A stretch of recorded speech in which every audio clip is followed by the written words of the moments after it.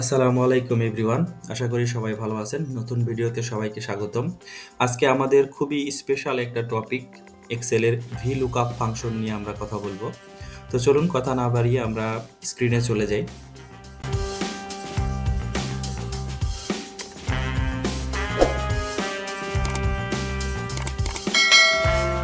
তো প্রথমে VLOOKUP সম্পর্কে একটু বেসিক ধারণা নিয়ে নেই। VLOOKUP হচ্ছে ভার্টিক্যাল লুকআপ। দ্যাট মিনস হলো আপনার কোনো একটা ডাটা আপনার ভার্টিক্যালি সে আপনাকে ফিল্টারিং বা সর্টিং বা অ্যানালাইসিস করে দিবে। ভার্টিক্যাল দ্যাট মিনস হলো আপনার কলাম বরাবর কোনো একটা টেবিল বা কোনো একটা বড় ডাটা থেকে আপনার ভার্টিক্যালি যতগুলো আপনার ডাটা দেওয়া আছে সেগুলোকে আপনি এটা দ্বারা সিম্পলিফাই করতে পারবেন বা অ্যানালাইসিস করতে পারবেন। এখানে আপনাদেরকে বোঝানোর জন্য আমি ছোট্ট করে একটা ডাটা অ্যারেঞ্জ করে রাখছি, ডাটা টেবিল অ্যারেঞ্জ করে রেখেছি। এখানে জাস্ট প্রোডাক্ট কোড এবং ব্র্যান্ড এবং প্রাইস দিয়ে একটা ছোট্ট করে একটা আপনি টেবিল বানানো আছে এবং এই টেবিলটা দিয়ে আজকে আমরা VLOOKUP কিভাবে কাজ করে, VLOOKUP ফাংশনটা কিভাবে কাজ করে সেটা দেখব। তো আমি এইখানে একটা এক্সাম্পল স্বরূপ VLOOKUP একদম ডাটা ভ্যালিডেশন সহ সেট করে রেখেছি। জাস্ট এখানে বোঝানোর জন্য আমি আপনাদেরকে প্রথমে একটু দেখিয়ে নিই VLOOKUPটা কিভাবে কাজ করে। VLOOKUPটা ধরেন এই টেবিলের যতগুলো ডাটা আছে আপনি সেটা ভার্টিক্যালি লুকআপ করে একটা টেবিলে বা আপনার কাজের জন্য যেখানে প্রয়োজন ইনভয়েসে বা কোথাও প্রয়োজন সেখানে আপনি কিভাবে অ্যাপ্লাই করবেন সেটা এখানে এক্সাম্পল হিসাবে আমি আপনাদেরকে এখানে ডাটা ভ্যালিডেশন এবং VLOOKUP এর ছোট্ট একটি এক্সাম্পল, কম্বাইন্ড এক্সাম্পল এখানে আমি রেখে দিয়েছি। এখানে একটি ড্রপ ডাউন মেনু তৈরি করা আছে যেটা নাকি প্রোডাক্টের যে ভ্যালু, প্রোডাক্টের যে নেমগুলো আছে নেমগুলো দিয়ে ড্রপ ডাউনটা করা আছে। আমি যে কোনো একটা ড্রপ ডাউন থেকে যে কোনো একটা নাম আমি সিলেক্ট করে দিলেই VLOOKUP এর মাধ্যমে কিন্তু সেই নির্দিষ্ট প্রোডাক্টের সবগুলো ডাটা, যেমন প্রোডাক্ট কোড এবং ব্র্যান্ড এবং প্রাইস কিন্তু অটোমেটিক্যালি চলে আসতেছে। তো আমরা চলুন VLOOKUPটা কিভাবে করে একটু দেখে নিই, VLOOKUP ফাংশনটা কিভাবে কাজ করে। তো VLOOKUPটা প্রথমে কাজ করার জন্য প্রথমে যেটা লাগবে সেটা হলো ভ্যালু বা কি আইডেন্টিফাই ওয়ার্ড যেটাকে বলি আমরা, এটা দিয়ে VLOOKUP ফাংশনটা কাজ করবে বা যেই কিওয়ার্ডকে বেস করে সে পুরো টেবিলটা থেকে ডাটাগুলো অ্যানালাইসিস করে আপনাকে এনে দিবে বা ফিল্টারিং করে এনে দিবে, সেই কিওয়ার্ডটা লাগবে। সেটা হলো আপনি কিওয়ার্ড বলতে পারেন, মানে যদি আমি VLOOKUPটা লিখি তাহলে এখানে আপনি অটোমেটিক পাবেন VLOOKUP লিখে আপনি ব্র্যাকেট দিয়ে শুরু করেন, সেটাকে আপনি দেখুন লুকআপ ভ্যালুটা সবসময় আপনি মনে রাখবেন কিওয়ার্ড। এটাকে আপনি অবশ্যই সেল সিলেক্ট করে দিতে পারেন অথবা টাইপ করে, অথবা আপনি ড্রপ ডাউনের মাধ্যমে দিতে পারেন। যারা টাইপ করতে গেলে অনেক সময় মিস হতে পারে, এই জন্য অনেকে ড্রপ ডাউন ব্যবহার করে। তো চলুন আমরা VLOOKUPটা শুরু করি। এটা হচ্ছে আমাদের ডাটা টেবিল। এখানে টেবিলটা ছোট, বাট আপনারা বড় টেবিল নিয়ে কিন্তু কাজ করতে পারেন। নরমালি VLOOKUP বড় ডাটার ক্ষেত্রে ব্যবহার করা হয়, এটা একটা অ্যাডভান্স লেভেল ফাংশন। তো চলুন শুরু করা যাক VLOOKUP এর মূল কাজটা কিভাবে করে দেখেন।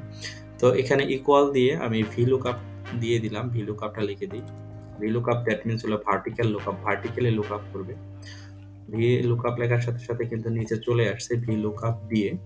দ্যাট মিনস এখানে আমার বলতেছে লুকআপ ভ্যালু, মানে যেই ভ্যালুটা দিয়ে আমি টেবিলটা থেকে বা একটা এক্সেল শিট থেকে আমি ডাটা সর্টিং করব, যেই কিওয়ার্ডের মাধ্যমে সেই কিওয়ার্ডটা জানতে চাচ্ছে বা সেই সেলটাতে যেই সেলটাতে থাকবে সেই লুকআপ ভ্যালুটা সে জানতে চাচ্ছে। তো লুকআপ ভ্যালুটা আমি এই সেলে যেটা থাকবে ভ্যালু, সেটাকে আমি লুকআপ ভ্যালু বলবো। এজন্য আমি এই সেলটাকে সিলেক্ট করে দিলাম, দেন হচ্ছে কমা, তারপর হচ্ছে টেবিল অ্যারে।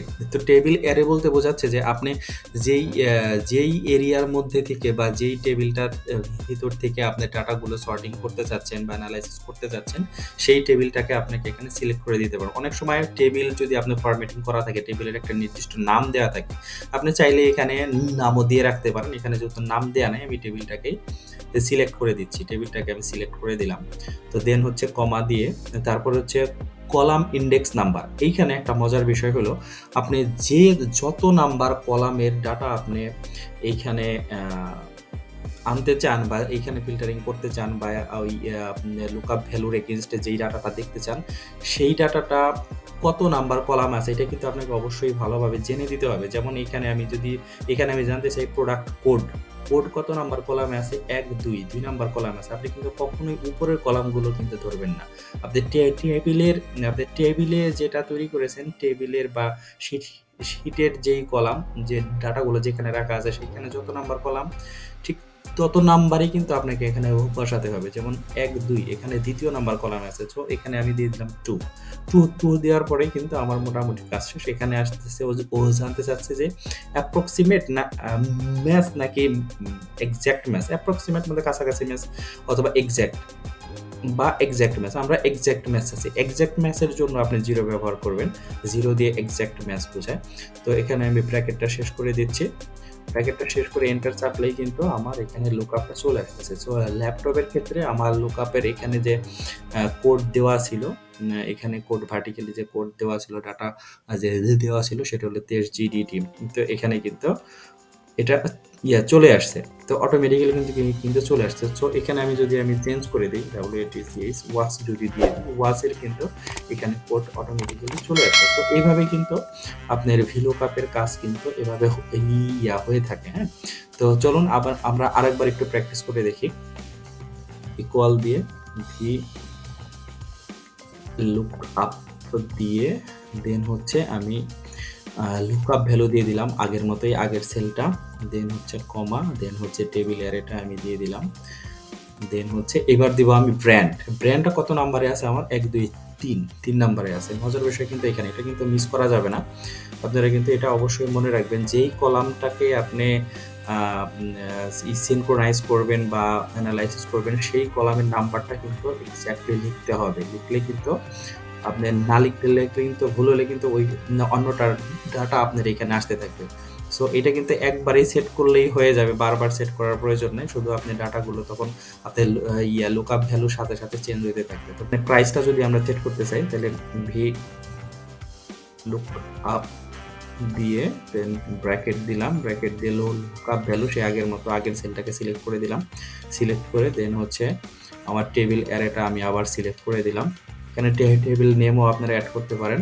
1, 2, 3, 4 নাম্বারটা column index number, that means হলো 4 নাম্বার দিলাম, 0 দিলাম, ব্র্যাকেট দিলাম, শেষ।